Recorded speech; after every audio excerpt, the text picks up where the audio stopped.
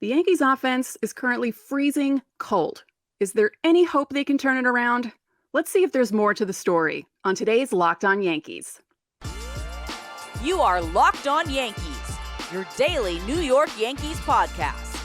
Part of the Locked On Podcast Network, your team every day.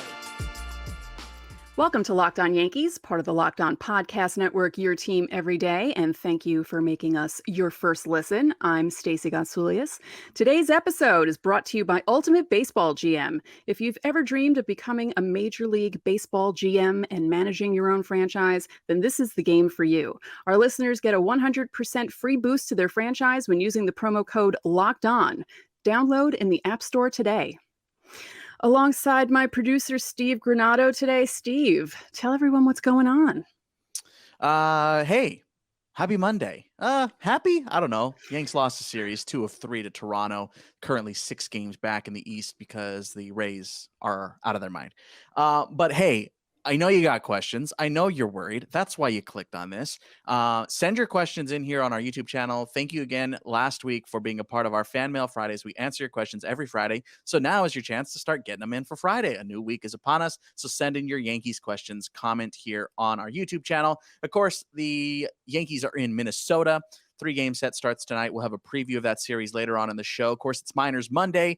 We're going to detail out some of the top performers in the Yankees minor league system. There's some very interesting stories and an interesting trend going on in the Yankees system currently. We're going to talk about that a little later. But Stacey, first, the series loss against Toronto. We talked about this last week about how this homestand was a bit of a prove-it homestand for the Yankees. They proved it against the Angels. They didn't necessarily prove it against the Blue Jays. The offense is definitely the problem right now. Yes. Surprisingly, it's the offense. It's not Domingo Germán and it's not Clark Schmidt. It's the offense not doing anything. It's frustrating, but first series loss of the season. Yes, it's not fun that it's against an AL East rival, but everyone needs to breathe. Breathe. It's not fun watching them be this inept offensively, and we're going to go through numbers, but it's too early to panic completely. Yes. That's all I'm saying. Would you say that you're not panicking, but would No. you say that you're concerned / worried at this point? Oh, sure. There's always worry and there's always concern, but the panic doesn't set in for me. I've been watching baseball for too long. Panic doesn't set in for me until at least the All-Star break. Sure. So Sunday's game, the only offense was Anthony Rizzo's solo shot in the 9th. Very reminiscent of Friday's loss against Toronto, as well as Cabrera's solo shot. Mm-hmm. Yankees on Sunday, 0 for 5 with runners in scoring position. They did not have an at-bat with runners in scoring position in Friday's loss. Yeah. You can't be 0 for with runners in scoring position if you don't get them into scoring position. And I don't know what I would prefer. Would I prefer that they get people into scoring position and then be completely inept and not score anyone, or not even get to that point? I mean, you always at least want the chance to score. You at least want something to build off of. Yes. Yankees were 16 for 83 in the series, a 193 team average. Their offense currently, after Sunday's game, Stacey, 25th in batting average in Major League Baseball. I think that number, while it doesn't tell the whole story, is shocking. I think if you told me a month ago that the Yankees would be 25th in batting average, again, doesn't tell the whole story. Right. But just that number alone, I think I would have pegged them at least in the midway point of Major League Baseball. Yeah, you would picture them more like 13, 14, with just some of the issues that they have where some guys get hot, some guys get cold, the bottom of the lineup, you never know what you're going to get, but that's bad. It is really bad. There is a couple of numbers where I'm looking to, Stacey, that is like not a silver lining, but again, it doesn't, that batting average does not tell the whole story. Mm-hmm. The Yankees, again, after Sunday's game, are currently 6th in Major League Baseball in average exit velocity, which is telling me that they're at least hitting the ball hard when they do hit it, which is very encouraging. Right. And you got to remember that's now about a week without Giancarlo Stanton. Right. The guy who usually hits the hell out of the ball. Right. So that's very, I guess, comforting if you're a freaked out Yankees fan at home right now or at work. That's a number where I'm going, okay, that's good. The other part of that is they are currently 7th in expected slugging percentage. So those are the numbers where you go, okay. I mean, we knew the Yankees were probably going to strike out a lot, right? Sure. Yeah. That's just kind of how this roster is built. This lineup is built. Mm-hmm. But so that's where I'm going, okay, they're still hitting the ball hard. So that's good. That is good. I think the problem is they built this roster and lineup around the fact that they were going to have Garrett Cole, Carlos Rodon, Nestor Cortez, and Luis Severino in the rotation, and they're without 2 of them right now. And, the ugliness of the lineup is coming back to bite them in the rear end right now because they don't have the pitching to keep the opposing team from scoring at least 3 when the Yankees can barely score 1 at this point. So that's what you're seeing now. Yeah, I mean, last 2 Garrett Cole outings, right? He had a shutout bid on Saturday, 5 2/3 of shutout baseball with only 4 strikeouts. Wasn't like his last. I mean, he's still on an unreal track right now. That was a good battle between him and Alek Manoah. And still has not given up a home run. And that was what I was worried about coming into this series with Toronto, because as we've seen, they can hit home runs. So the fact that Cole did not give up any. Yeah. Kudos to you, sir. I mean, he is stepping up in the most massive way. He's the number 1 pitcher in baseball right now. There's no denying that. Mm-hmm. He is outside his mind right now. Again, Alek Manoah pitched well, 7 shutout innings of his own, 5 Ks, 2 hits allowed. I mean, it was a good battle this weekend. Yeah. It was a pitching battle all weekend. Yeah, it's just yeah. Clark Schmidt and Domingo Germán. I mean, this series would have been so much different if there were at least a Rodon start in there, but it's early, and this is not going to be the same team that hopefully this is not going to be the same team that Toronto faces later in the year when they're really like fighting for things. Yeah, I mean, I think in a month maybe you're hoping Sevy comes back soon. Bader's close, so that's going to help out the offense. And then with Sevy back in the rotation, that moves Schmidt to the pen. Yes, as a long relief, and probably sends either Ian Hamilton or Weissert back down. Hey, but the good news over the weekend, save an 0 for effort on Sunday. That Saturday Volpe homer was massive, absolutely massive. I mean, that's the biggest hit of his young career. Yes, easily, not even close.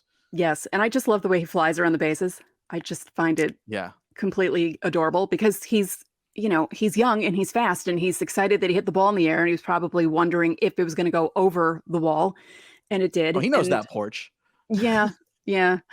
That game was so funny because it was so like nothing happening until the very end of it. Like the last 2 innings were really when the game actually kicked into gear, and luckily I was so glad they didn't go into extra innings. Yeah, well, I mean, so that 2-run shot and Oswald Peraza 2-out single. By the way, 2 outs there. Bottom 8. And Danny Jansen, the pinch hit 2-run shot. I mean, big swing.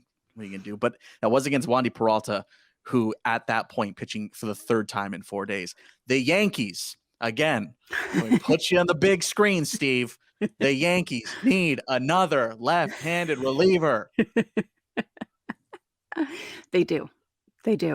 Can someone from the Yankees watch this show, please? We keep saying it all the time. They know they do. They know. That's, again, I'll say it for the trillionth time. That's why Matt Crook's still in the AAA Rail Riders bullpen right now. Yeah. So, I mean, there were obviously some bright spots. A non-bright spot after a walk-off single from DJ LeMahieu. DJ, what in the world's going on with those batting gloves, my guy? Did you see this, Stacey? Awful. Absolutely. It looks like he's using batting gloves that he's used since like 1983. Like they're terrible. Yeah. What's going on there? I don't know. And why is anyone high-fiving him while he's wearing them? If I saw that, if I were within 2 feet of that, I'd be like, oh, no, I'm not touching those because no. for our audio listeners, massive holes. If you didn't see this, Yeah, like massive holes in the palm. Right, and dirty and just like no. I don't know what in the world's going on there, DJ. You got the money to buy. Head to Big Five, bro. It's not that difficult. Bizarre, super bizarre to me. That's my takeaway this weekend. DJ needs new batting gloves. I will just say, Clark Schmidt did what I wanted him to do. I wanted him to at least last 5. He lasted 5 2/3 innings, and it's all just like three unearned. It's just a bad luck kind of he threw the pitch he shouldn't have pitched thing. I mean, what are you gonna do? But much better. 8 strikeouts.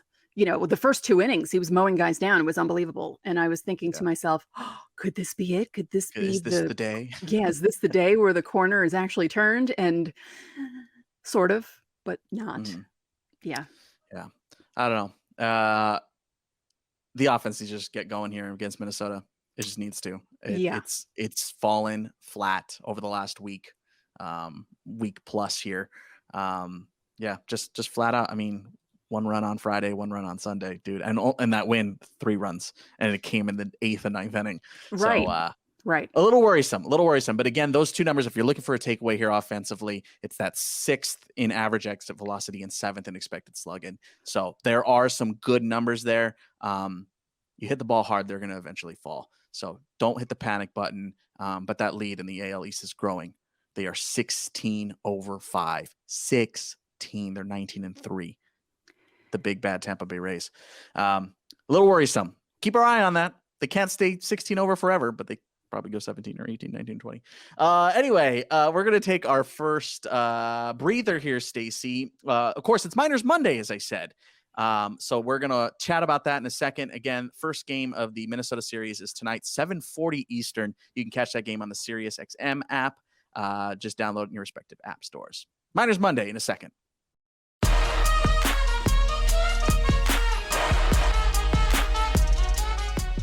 Ultimate Baseball GM is the coolest game I've played in a long time. I always thought I could be a great Major League general manager, but it turns out it's not that easy. If you've had the same thought and you fantasize about managing your own franchise, download Ultimate Baseball GM immediately. You get to manage every strategic aspect of a franchise, playing through seasons and leading your franchise and fans to glory as you build a historic dynasty. You're responsible for hiring the coaches, the staff, managing the money, scouting the players, managing through difficult personalities and injuries, navigating your franchise through free agency, and all the ups and downs of a season. All this in a challenging and realistic game world. Ultimate Baseball GM is completely free and playable offline. Play on the go, as you want, and when you want. Locked On Yankees listeners get a 100% free boost to their franchise when using the promo Locked On in the game store, so make sure to check it out. You can look it up in both app stores, Google and Apple. Ultimate Baseball GM. Start your dynasty today.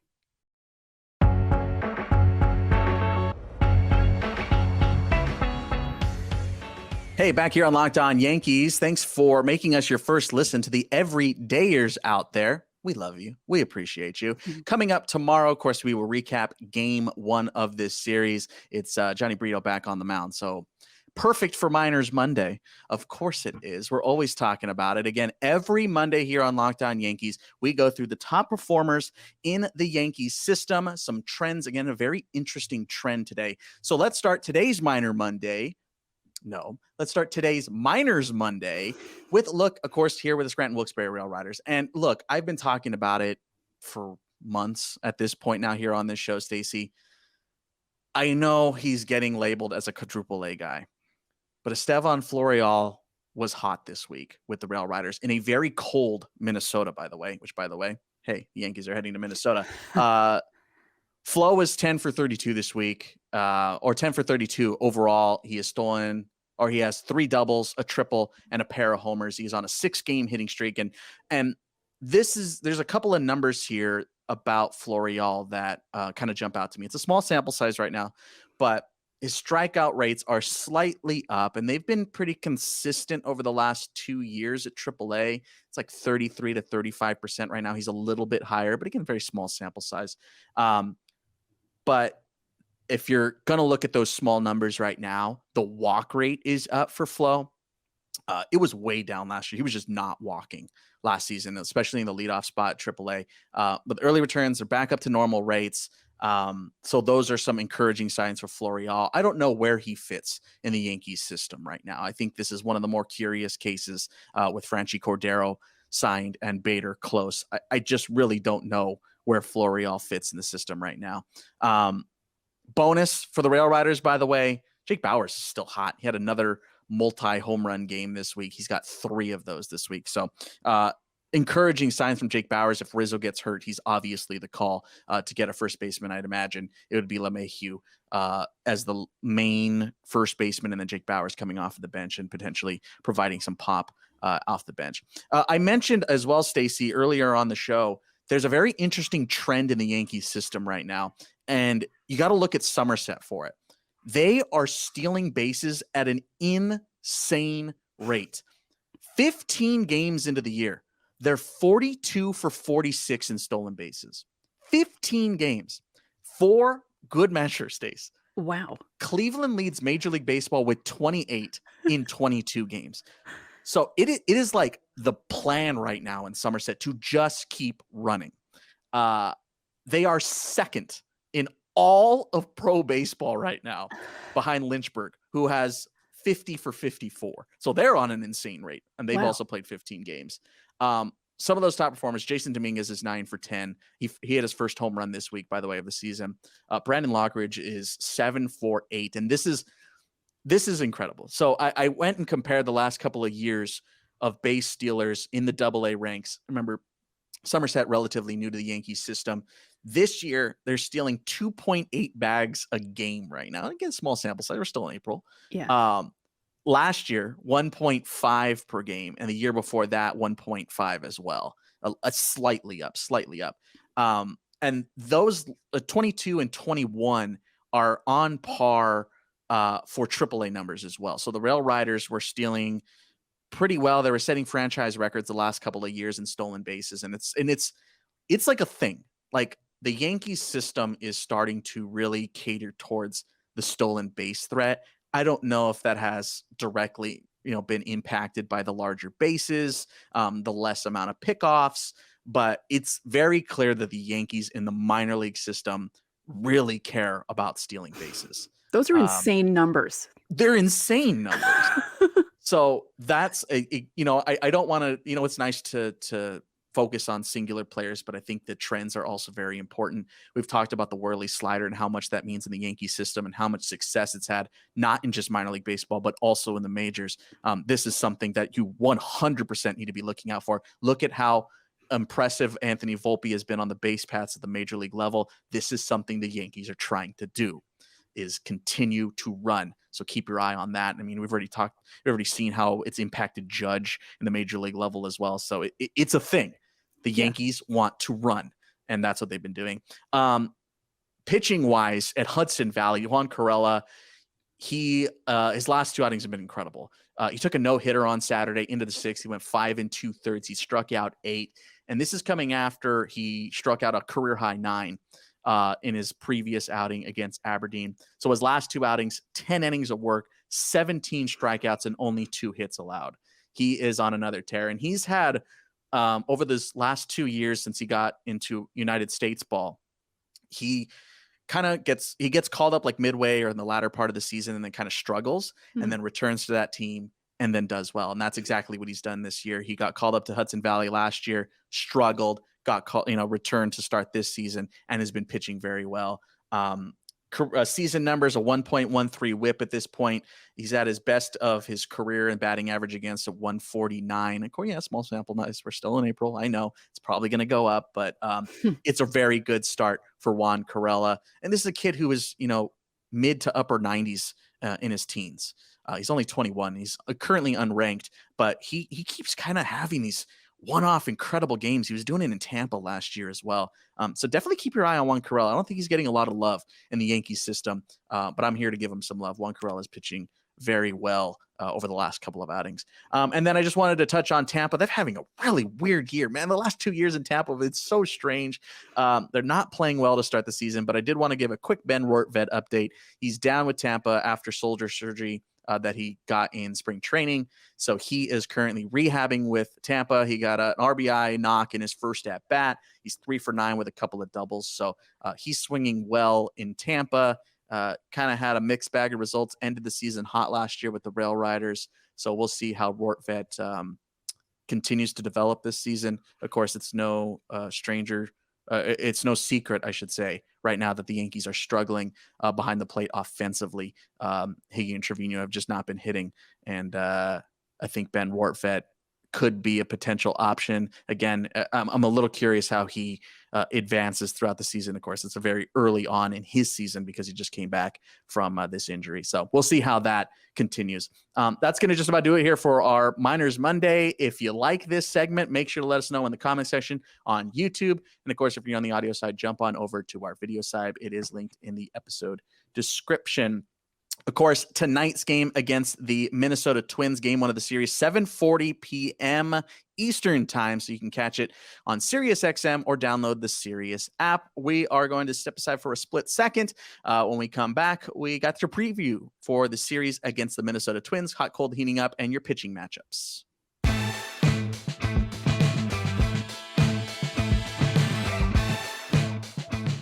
This episode is brought to you by BetterHelp.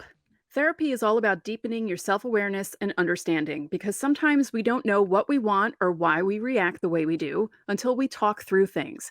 BetterHelp connects you with a licensed therapist who can take you on that journey of self-discovery from wherever you are. If you're thinking of starting therapy, give BetterHelp a try. It's entirely online, designed to be convenient, flexible, and suited to your schedule. Just fill out a brief questionnaire to get matched with a licensed therapist and switch therapists anytime for no additional charge. Discover your potential with BetterHelp. Visit betterhelp.com/lockedonmlb today to get 10% off your first month. That's BetterHelp, HELP.com/lockedonmlb. And this episode is brought to you by Built Barre. If you're like me and want to make healthier snack choices but don't want to compromise on taste, I've got just the thing for you. Built Bars and Built Puffs. Built Bars are healthy and they taste amazing. Seriously, they taste so good that you don't realize they're good for you. What makes Built Bar so good? They're covered in 100% real dark chocolate. That's right, real chocolate. And they come in unbelievable flavors like churro, peanut butter brownie, and cookies and cream. And you don't need to wait for a box. For years, we've been telling you to order those boxes at Built.com, but now you can get them at your local Walmart or Sam's Club, while you still can get your specialty flavors at Built.com. So head to your nearest Walmart today, walk to the pharmacy section, and grab yourself a box of Built Bars. Or if you're close to a Sam's Club, run in and grab a 13-bar box. You can thank me later.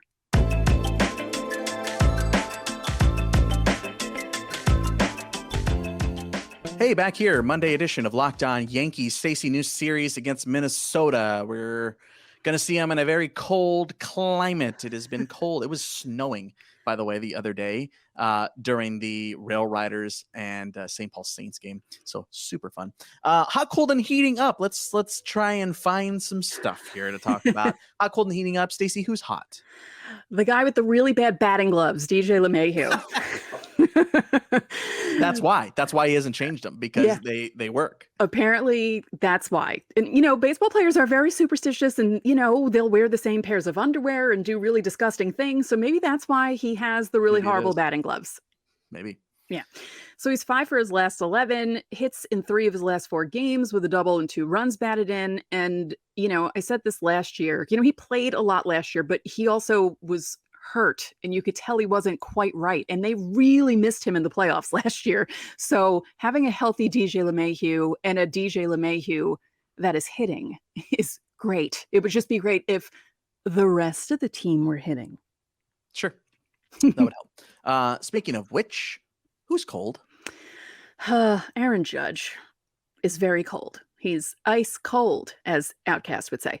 He's 3 for 21 with 1 extra base hit and 11 strikeouts in his last 7 games. Now, he did have that big home run against the Angels, but 3 for 21. What did that work out to again? What was the batting average? 180 something, 182 or something like that. Yeah, that's not great. And all the strikeouts, because even before that, when he was hitting, he was still striking out a bit. So his strikeouts are going up a lot this year compared to last year, and that's a little alarming to me. And Stacey, who's heating up? A strange one for us. I can't believe we're saying this, but it's true. Domingo Germán.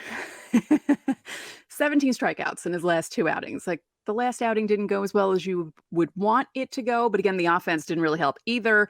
Yeah. But, the strikeouts are a good sign for Domingo Germán. He needs to get other things working, but if those are ticking up, maybe he can get the other things to work, and maybe we'll be a little more comfortable watching him.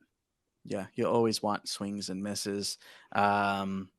Yeah, it was the last time out was just the 2 homers, the pair of 2-run shots that kind of was the undoing there. Again, new series, new pitching matchups. Monday, Stacey, tonight, Johnny Brito versus Sonny Gray. Sonny Gray is red hot.